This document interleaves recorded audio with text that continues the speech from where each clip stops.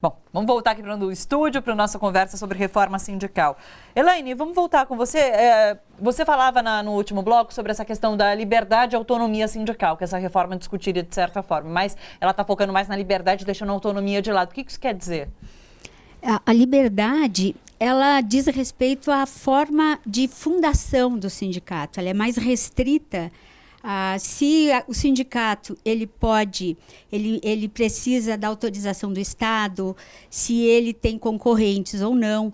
A autonomia, ela diz respeito à ação sindical, à ação do sindicato. Então, como que ele vai confeccionar o seu estatuto, quais são as prerrogativas, quais são as finalidades, como que vai ser o seu processo eleitoral, como que vai ser a garantia de emprego dos seus dirigentes, se ele vai ter possibilidade de se organizar nos locais de trabalho, como que vai se dar a solução dos conflitos nas relações de trabalho.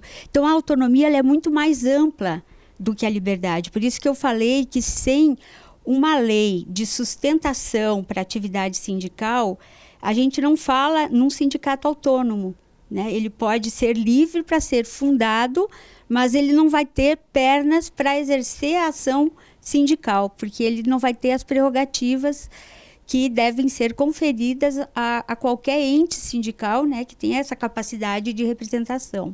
Não adianta pautar a existência e não garantir essa existência. Você quer ver um exemplo da reforma trabalhista de 2017, que todos falam muito na questão do imposto sindical, né? E, inclusive, você tocou aí no STF, que já julgou a constitucionalidade e tal. No entanto, tem um artigo na reforma onde ele relaciona questões que não podem ser negociadas, que é o artigo 611b. Um dos incisos proíbe expressamente que os sindicatos pactuem em convenções ou acordos coletivos qualquer tipo de verba ou de sustentação para o sindicato de não filiados. Então, veja que esse dispositivo é algo que está plenamente em vigor e é ele que tem viabilizado essa discussão aí dos sindicatos cobrarem dos não associados, que se beneficiam dos instrumentos normativos e, portanto, é mais do que justificado que também paguem a entidade, né? Sim. Então, esse dispositivo, ele interfere plenamente na autonomia dos sindicatos, né? Sequer eles podem negociar. Então, claro, isso está em disputa ainda. A gente vai ter algum pronunciamento do STF em relação a essa questão. Mas, enfim, é um exemplo, né, do quanto a reforma trabalhista, o que ela trouxe na área do direito sindical foi para inviabilizar mesmo os sindicatos. Sim. Uma postura extremamente antissindical. Sim. Agora, o Antônio até falava em retomar aquela história sobre os interesses que tem por trás dessa reforma. O Sidney mencionou a situação de fragilidade que os sindicatos se encontram hoje, né? Então, por quê? Por que é interessante, de repente, para o capital discutir reforma sindical num ambiente que sindicatos estão fragilizados, de fato? A fragilidade econômica, não é política, né? Sim, econômica. Eles são estrangulados, de fato. É isso. Você tem uma representatividade política ainda muito contundente do movimento sindical, em que pese que o nível de desemprego do Brasil aumenta, a informalidade aumenta, você tem cada vez menos trabalhadores cobertos pela representação sindical no Brasil, mas ainda assim, você ainda tem uma importância política das centrais e vamos dizer, as centrais têm esse papel de fazer um debate político mais contundente sobre o país, né? E boa parte das centrais, a CUT, a CTB, as centrais mais posicionadas à esquerda do espectro ideológico, são centrais claramente de oposição ao governo, e mesmo aquelas centrais que historicamente tinham uma paciência maior, vamos dizer assim, com os governos neoliberais e de direita, mesmo essas centrais, boa parte delas já se pronunciam contra atitudes do governo, né? Então, as centrais são uma pedra no sapato do governo, não tenha dúvida disso. E acho que é muito mais, o sentido do governo é muito mais de não saber mesmo, eles não sabem direito o que é liberdade sindical, eles acham que é um preceito do liberalismo econômico e, portanto, se está escrito liberdade, eles querem colocar em andamento imediatamente apesar deles não fazerem a menor ideia do que é isso. Eu tenho certeza que o nosso querido secretário do Trabalho do Ministério da Economia, que é uma outra coisa que eu não consigo entender, né? Porque é o secretário do Trabalho do Ministério dos patrões, mas tudo bem. O que esse cara está fazendo lá, eu tenho certeza que ele nunca leu a Convenção 87 da OIT, por exemplo. Sim. E ele, inclusive, o governo deve achar que a OIT é de esquerda também, né? Porque já que a ONU é de esquerda, a OIT está no sistema ONU, então deve ser de esquerda. Então eu acho que é uma confusão enorme, ideológica deles, somado com uma coisa de, se esses sindicatos são oposição a mim, vamos tentar fazer alguma coisa aqui para acabar com eles. Para prejudicar, e esquecendo que, na verdade, tem um histórico de representação que justifica boa parte da história desse país, e esse histórico de representação não se esvai com um projeto de lei de um secretário burocrata que nunca foi numa greve na vida dele para saber o que é sindicato. Né? Agora, esse governo vai sentar na mesa com centrais sindicais para discutir um texto de reforma sindical, Sidney? Bom, pelo histórico desse governo é muito pouco provável, né? Mas essa discussão aqui é muito interessante a partir das ponderações da Eliane, do Antônio e as suas também, Thalita.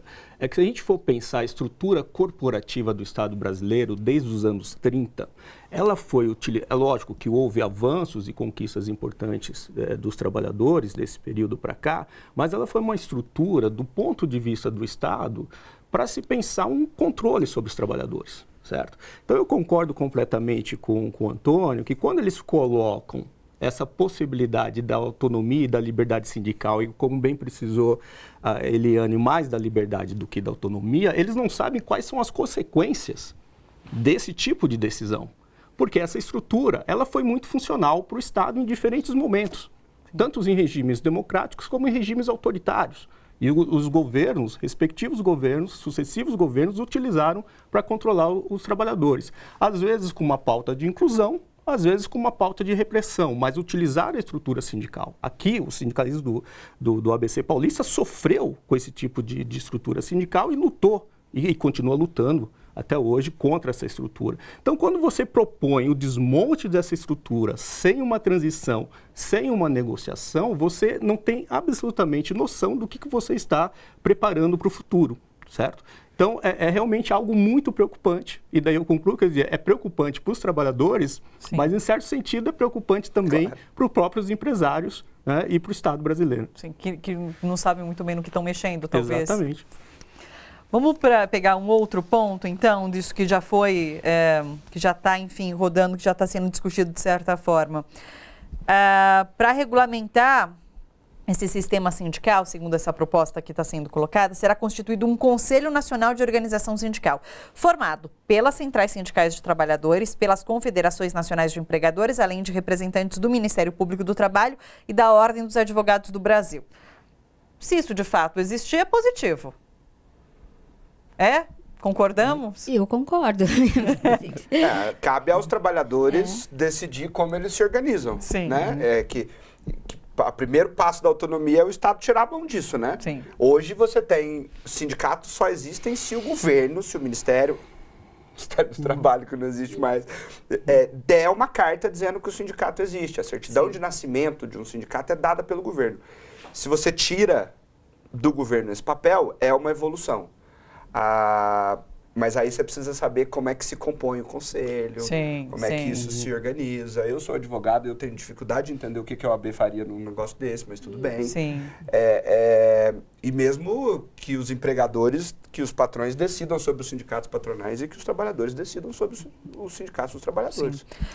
De qualquer forma, no Fórum Nacional do Trabalho, durante o governo Lula, em 2004, havia essa proposta de um Conselho Nacional de Relações de Trabalho, que era algo próximo, né? E que, sem dúvida, eu acho que é como ele falou, eu acho que é melhor do que você ter o Estado dizendo como que as coisas devem funcionar. Né? Você ter representações da sociedade civil, a princípio, é algo positivo, né? A gente já está quase finalizando, só uma última questão que eu fiquei com dúvida também. É obrigatória a participação na negociação coletiva das representações dos trabalhadores e empregadores, sendo o custeio decorrente assumido pelo beneficiário da norma e descontado em folha de pagamento. O que isso significa? Eu acho que taxa negocial. Eu estou entendendo que é taxa negocial. O que é, de certa forma, bom, porque se a contribuição e a sustentação das entidades for derivada da negociação coletiva, isso é o que a CUT, por exemplo, sempre defendeu. Sim.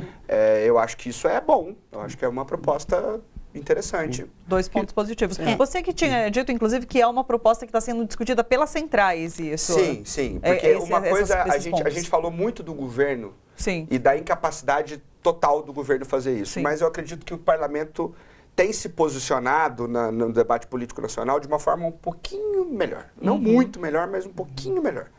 E acho que esse um pouquinho melhor é uma pequena brecha que nós precisamos trabalhar essa brecha para que ela se torne uma coisa um pouco mais institucional, para que o sentido do diálogo na Câmara se estabeleça no país. E o que me parece que está acontecendo é que as centrais estão conseguindo fazer esse diálogo, especialmente com a Câmara, especialmente com o presidente da Câmara. Se este diálogo está, de fato, contribuindo para a gente resguardar um pedaço da democracia brasileira, eu acho que o caminho está aberto e nós precisamos apostar nele relativamente bem, assim. Puxa, um fiozinho de esperança, tá vendo? Que bom. Alguma coisa. Alguma coisa. Eu não quero colocar destruir nossas água esperanças. nas esperanças, mas nós temos que lembrar que existe um projeto de lei do Jovair Arantes, o 71, se eu não me engano, em que ele quer, é uma PEC, na verdade, porque altera o artigo 8º, inciso 6º da Constituição, para dizer que aquela contribuição para as entidades sindicais só pode ser feita por filiados. Sim. E inclusive, se você vê a exposição de motivos, eles apelam para aqueles chavões, tipo, é uma concepção fascista do Mussolini, da CLT, enfim, eles vêm com aquela mesma cantilena.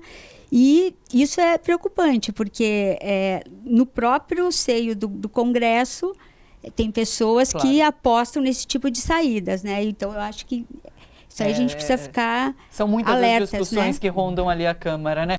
Olha só, você que curte a TVT e quer contribuir com a gente para que a nossa programação chegue cada vez mais longe, se inscreva no nosso canal do YouTube/Rede TVT e torne-se membro.